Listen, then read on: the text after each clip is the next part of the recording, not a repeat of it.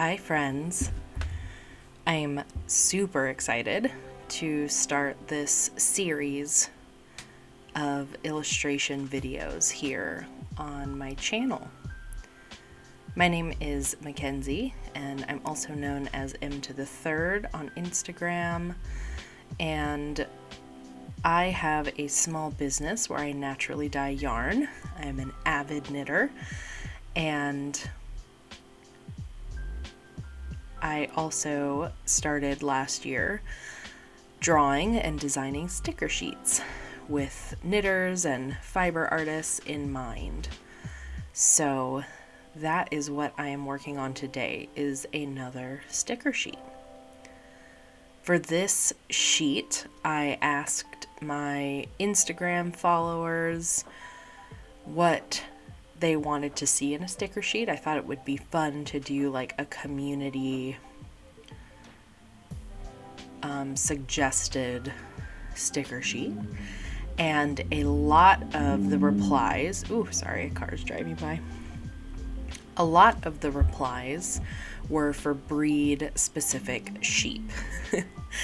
And while I did play around with that idea, I did some doodles, it really just didn't feel like my style was capturing the specific sheep breeds as well as I wanted to.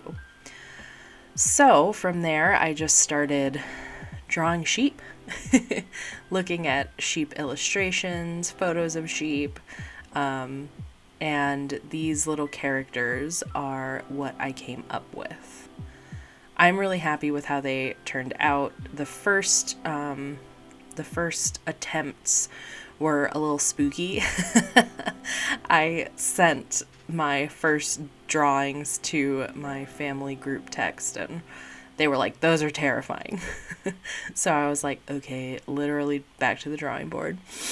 And yeah, I'm really happy with the evolution of the characters and just how cute they came out. When I do my sticker sheets, I like to start off with basically just a sketch of what things I want to go where, what the sheep are doing. I mean, not sheep specifically, but what objects are going to be there. And this one was a lot of fun. It came somewhat naturally. I have this sheep in a rocking chair knitting.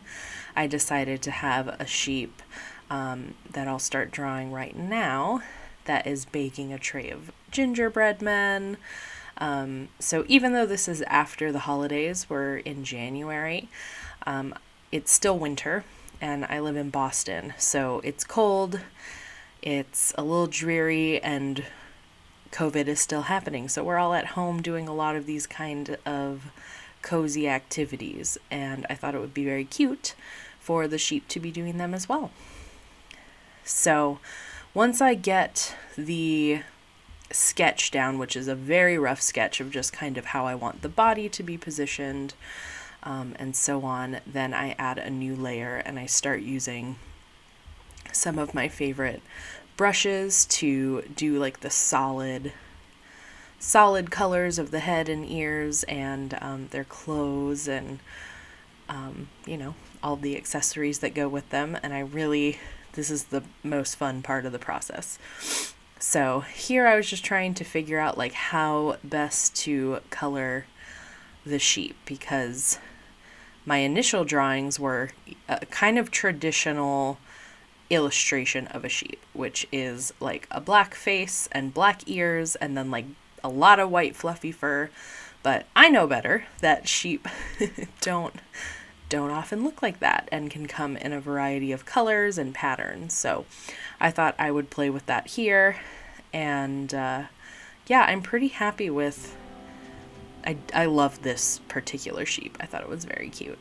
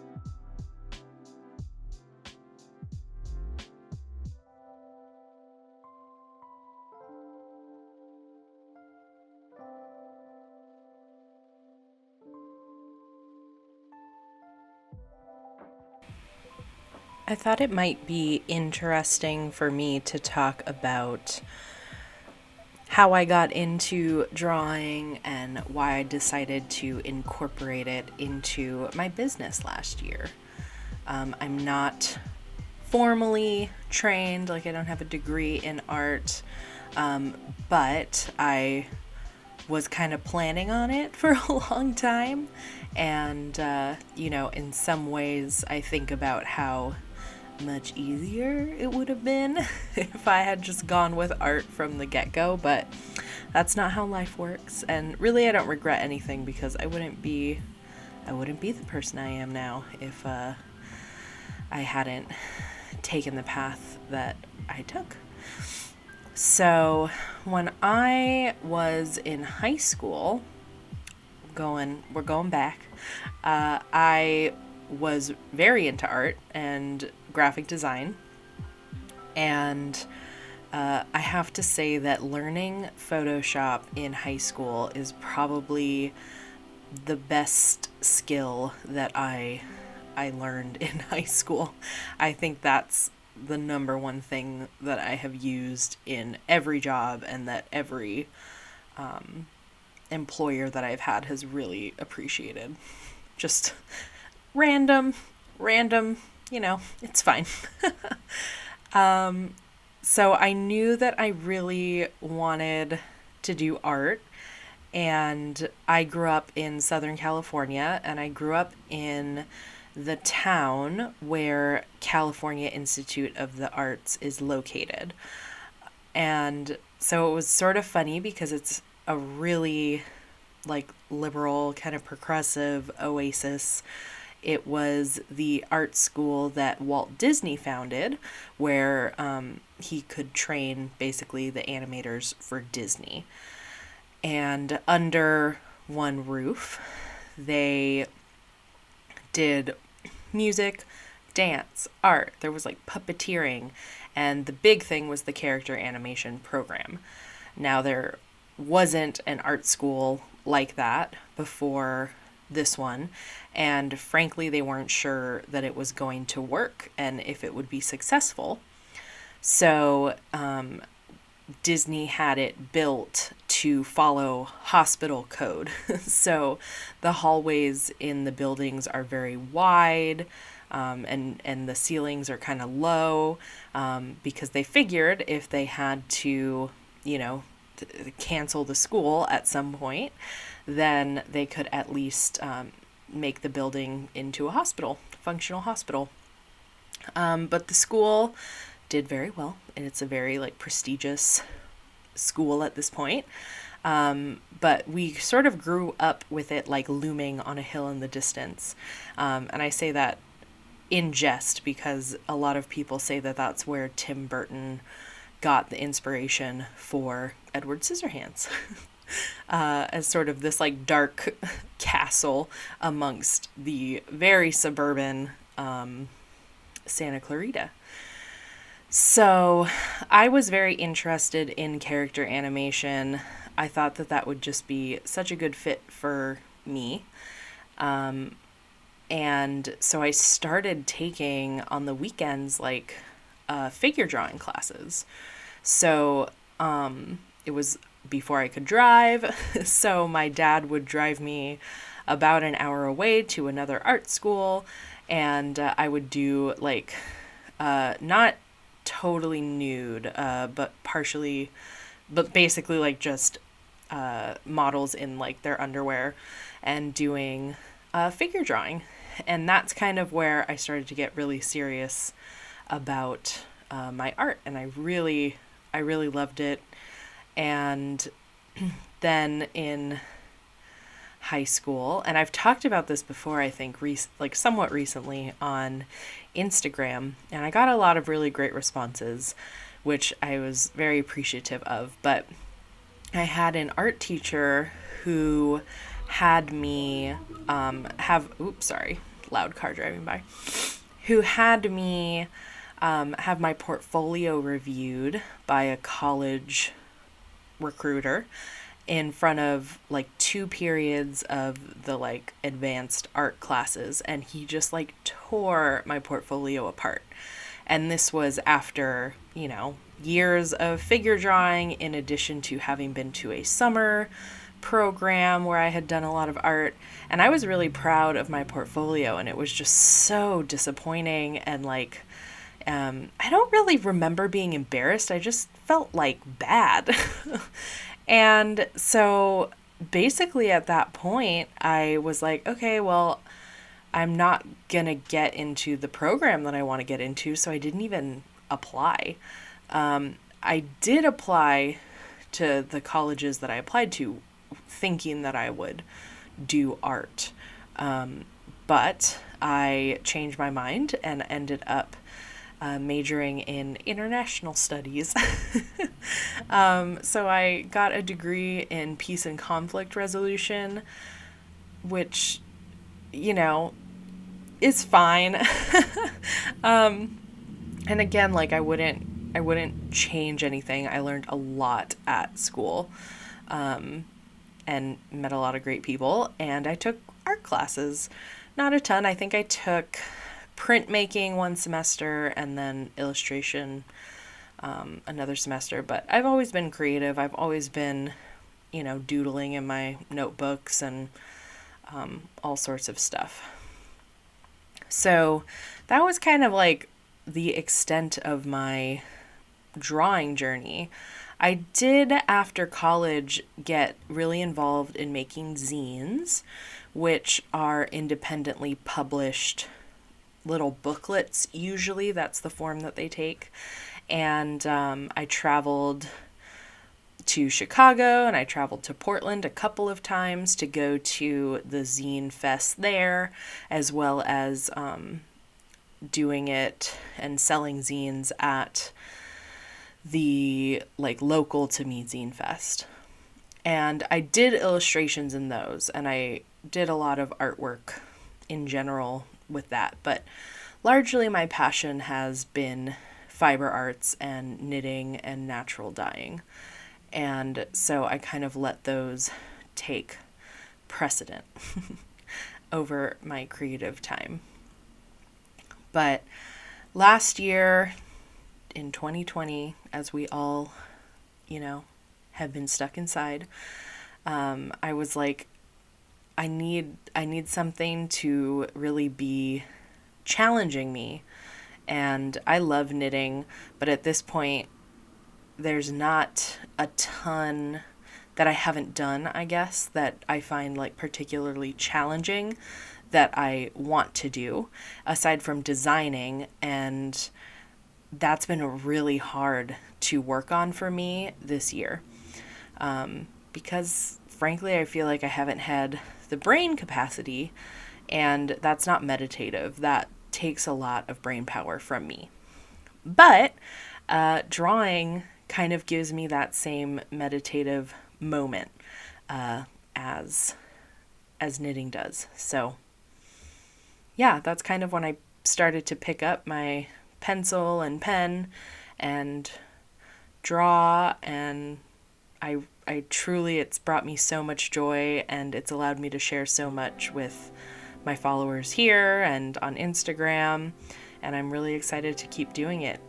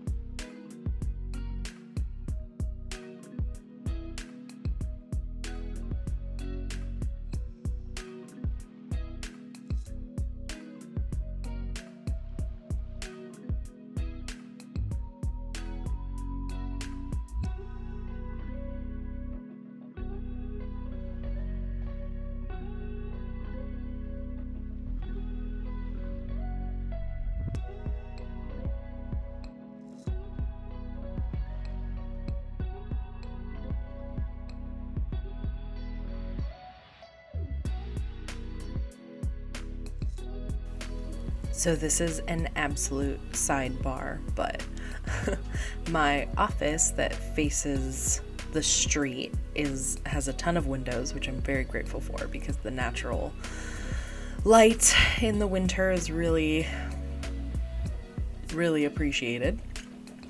But I see everyone on the street. I am not originally from Boston, but that's where I live right now. And we live on a one-way street, and the house faces the street. And I just watch people back up so that their car is facing the correct way that it's supposed to go down our one-way street. But it's driving in reverse, so it's driving the wrong way down our street, but just backwards, which is really cool. If you've never been to Boston or New England, I'll just tell you that the stereotypes of Boston drivers being kind of batshit is true. Oh boy. I really enjoyed drawing this little cute sheep, mom and baby, on this couch. If I could have a dream couch, it would definitely be that color. Maybe one day. I kind of struggled figuring out what else I should have sheep doing after this point. I was sort of envisioning that the couple of sheep on the couch, the kiddos watching TV sort of in awe, and the mom is hanging out knitting. And then down below there was the foraging. And so I liked that that little family was down at the bottom out in the woods looking at mushrooms. And so I decided to add mama sheep carrying a little baby sheep, which turned out very cute, in my opinion. If any of these you'd like to see as individual stickers, definitely let me know.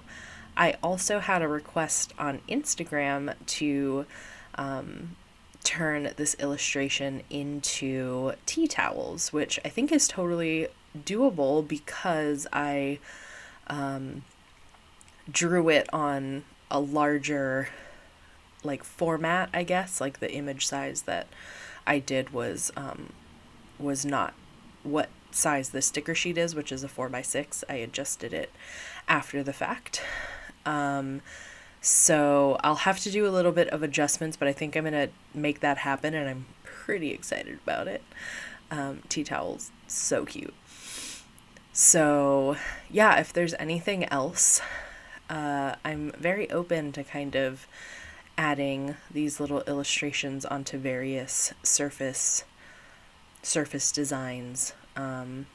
Yeah, so it'll require a little bit of reworking. I'll show you the end result soon. Yeah, but I'm really excited, and I'm so happy that people are enjoying these sheep as much as I am. I am having a shop update the first weekend in February, which is in a few weeks, and I'm really hoping that these sticker sheets will be in my hands by then so that I can get them out to you and share them with you. But if they are not, then know that they will be available soon after that. The update, as I mentioned, I also naturally dye yarn, so the update is also going to have, I'm offering for the first time sock sets. So there will be mini skeins that coordinate with my base mezcla, which is a marled yarn. I'm very excited about them. I think they're going to be super cute, and I may just have to cast on a pair of socks myself when I finish dyeing some of those minis. So we'll see about that.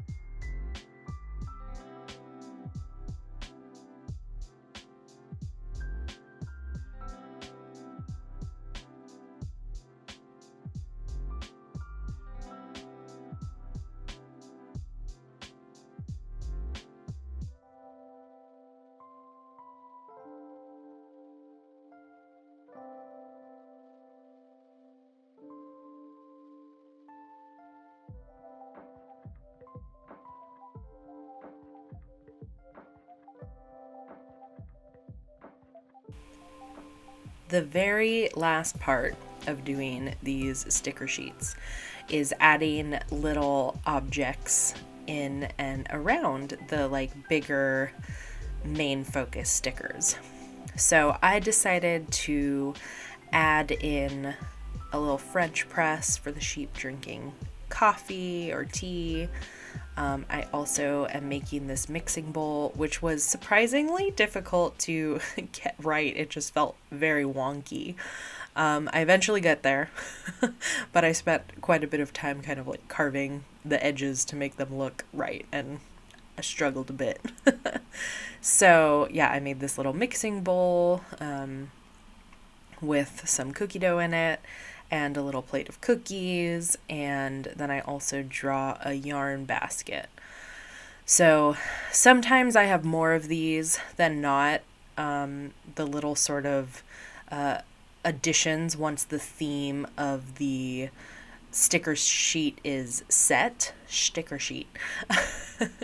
How many times am I going to say that? And I hope I don't mess it up. So yeah, this is also a fun part because it feels a little bit less maybe not stressful, but a little bit less pressure because it's they're not the yeah, I guess focal point is the right word to use. I sort of drew inspiration from my Pyrex mixing bowl that is not shaped like that, but has, some of those flower designs on it. Yeah, and then it basically just fills out the sticker sheet, gives a couple of extra stickers to anyone who gets one, and yeah, it just makes it look pretty freaking adorable, in my opinion. If you are enjoying this video, and if you've made it this far, thank you so much for watching. If you haven't already, please subscribe to my channel and follow me on Instagram if you would like updates for when these stickers are going to be available, whether that's during my February shop update or soon thereafter. Yeah, I'm grateful that I can make art and people can enjoy it, and yeah, just share the process and experience with you. So yeah, I'm just gonna finish up this little tray of cookies, make a little yarn basket, and then I'll come back and just say a little goodbye to sign off.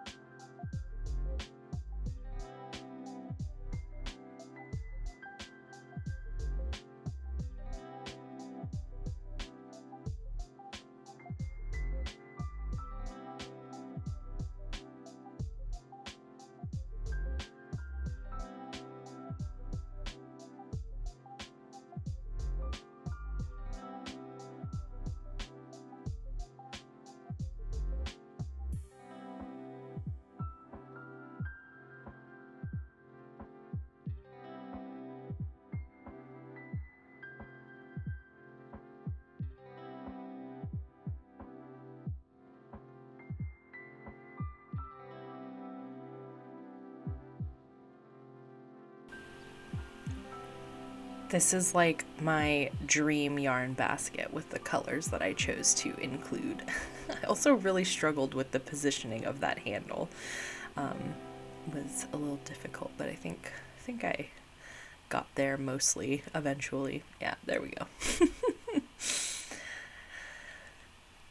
I will show you the final sticker sheet here in a moment, but I really, again, wanted to say thank you for watching.